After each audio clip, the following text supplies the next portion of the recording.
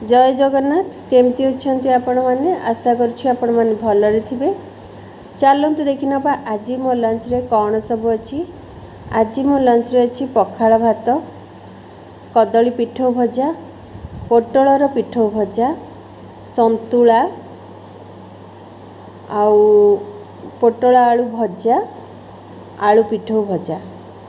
जदि आपण मानू मोर आज लंच थाली पसंद आसथिबो ताहेले वीडियो को बेसी ठू बेसी लाइक शेयर आउ सब्सक्राइब करने को जमारू भूलिबेनी।